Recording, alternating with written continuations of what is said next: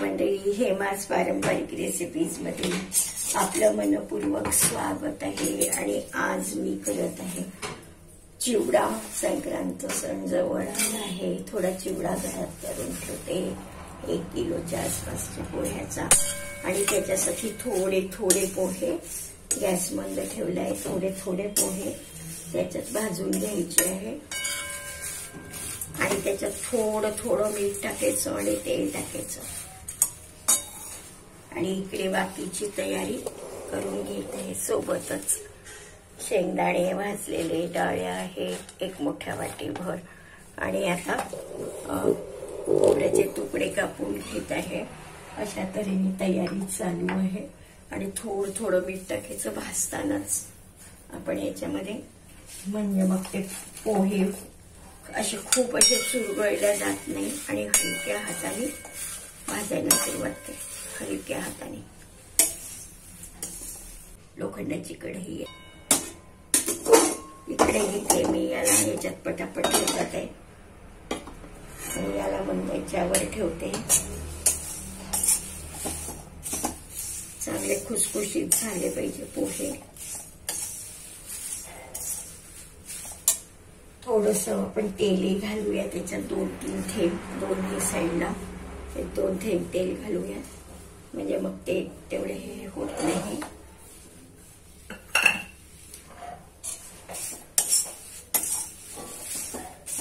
झाले, आता हे झाले की मी या इथल्या जागेमध्ये, मोकळ्या जागेमध्ये याला पेपरवर घालते आहे।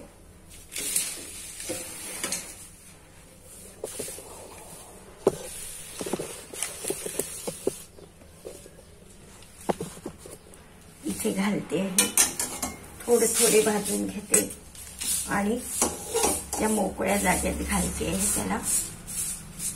हे बघा, असे छान कडक चुरगळल्या गेले पाहिजे, असे थोडे थोडे भाजून घेऊया। पूर्ण भाजून झाले की दाखवते। एकदा थोडं थोडं जेव्हा टाकतो तेव्हा चिमूटभर मीठ टाकायचं आहे, आणि छान भाजून झाले पाहिजे। हे बघा, याच्यातले भाजून झाले आहे, तर याच्यातले भाजून घ्यायचे।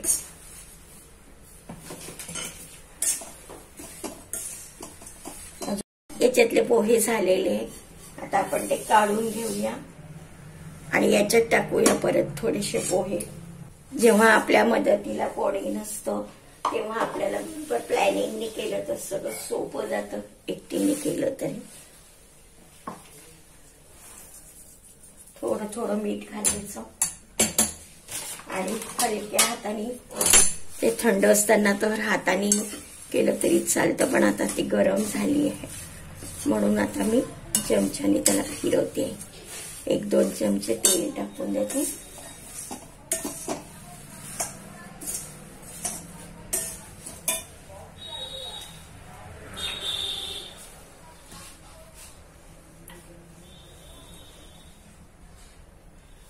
हे याच्यात टाकून देते 1-2 चमचे थेंब, आणि याच्यात टाकून देते तेल।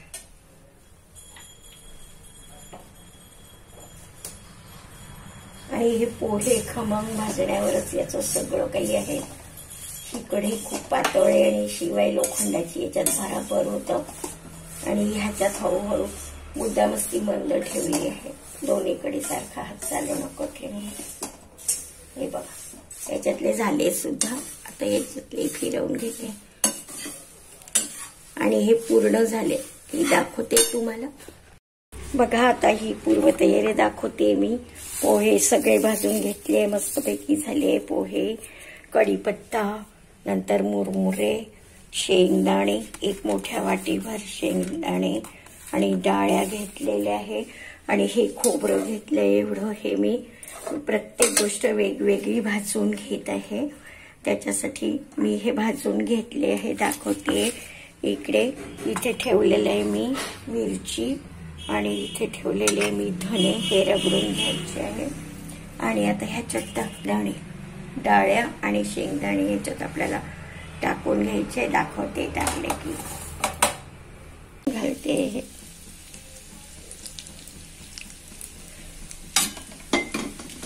छान शिजून राहिलेले आहे। प्रत्येक गोष्ट वेगवेगळी तळून घ्यायची आहे। खोबरं झालंय आपलं, तळून खोबरं मस्तपैकी तळून झालेलं आहे.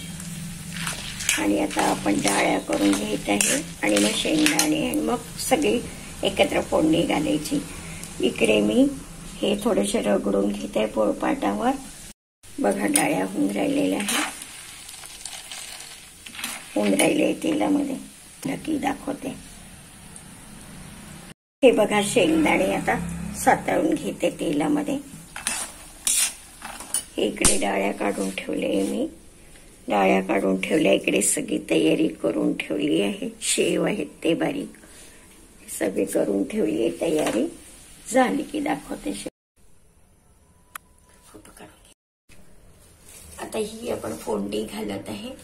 तेल गरम झालंय, याच्यात घातली मोहरी 1 मोठा चमचा आणि जिरं घातलं 1 छोटा चमचा. जिरं जास्ती घातलं तर कडवसर होऊ शकतं, म्हणून खबरदारी घ्यावी लागते. आता ही घालते मिरच्या, पाव वाटी मिरच्या या, त्यासोबत घालते मी कढीपत्ता आणि हिंग आणि छान आता हे होऊ द्यायचं. हे झालं की याच्या एका पाठोपाठ एक आपल्याला वस्तू घालायचं आहे. पाव वाटी भरडून घेतले धने, बारीकने केले, थोडेसे रगडून घेतले होते.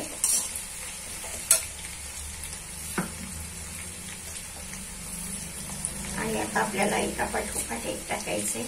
ते थोडे ओढलेले जिरे टाकून देते. त्याच्यानंतर आपल्याला आता एका पाठोपाठ एक टाकायचे. याच्यातलं तिखट, हळद वगैरे. हे लाल तिखट साधं घरचं, हे काश्मीरी लाल तिखट 1 चमचा, हे 1.5 चमचा हळद. आता आपल्याला प्रथम घालायचं आहे हे तळलेले सगळे याच्यात. हे जे तळलेले आहे हे याच्यात एकदा परत घालून घ्यायचे. हे कढीपत्ता भाजल्या गेला की घालूया आपण.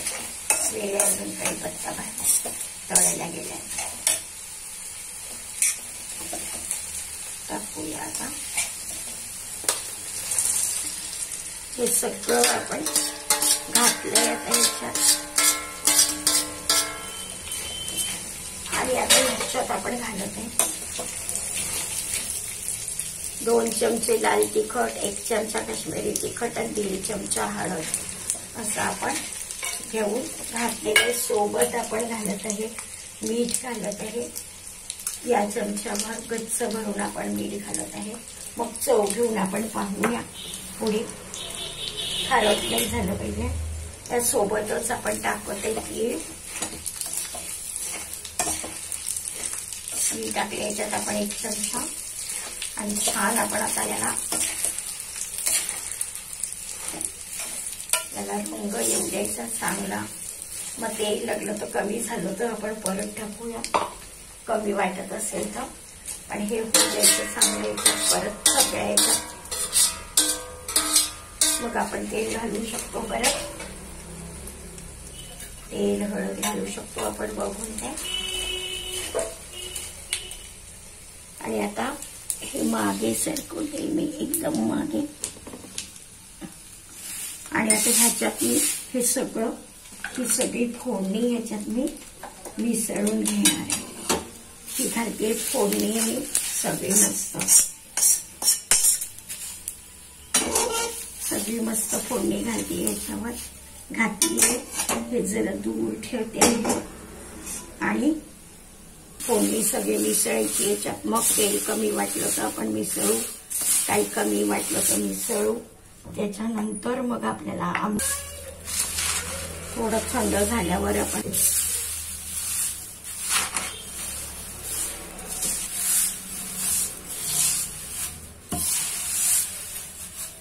बघा हळूहळू याला रंग येत आहे. आणि हे गरम आहे अजूनही म्हणून त्याच्यात हात नाही घालायचा आपण. चमच्यानी प्लेटनी जसं. हा 1 किलोच्या आसपास आहे. 1 किलोतून थोडासा काढलेला आहे चिवडा.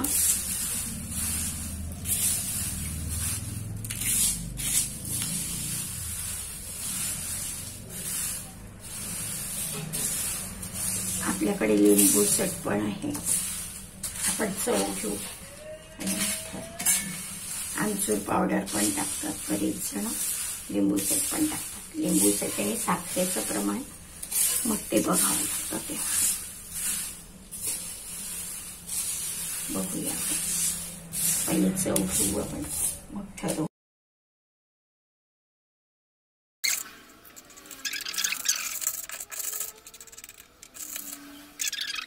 आपल्याला घालायची आहे शेव. ही आपण शेव मिसळली आहे याच्यात, खालीवर खालीवर केली आहे, सगळीकडून टाकली आहे आणि खालीवर खालीवर केली आहे आपण. आता घालूया आपण याच्यात मुरमुरे.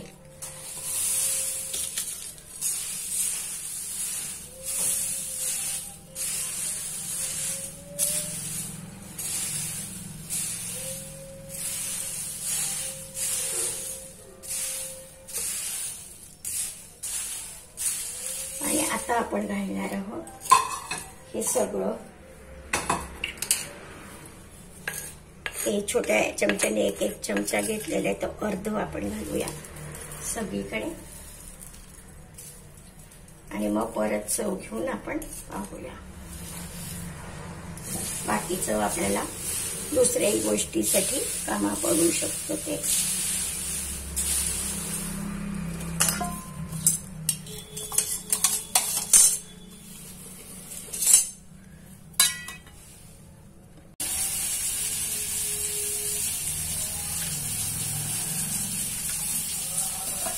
शेवपापडी जी म्हणतात, पूर्वी म्हणायची ती शेवपापडी आपण याच्यात घातली आहे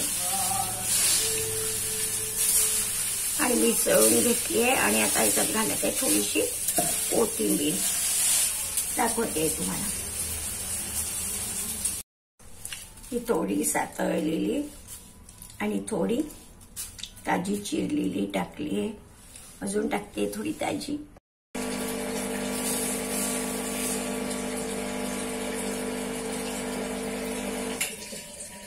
हा भरायचा आहे, मग आपण डब्यात भरणार आहोत थंड झालं की.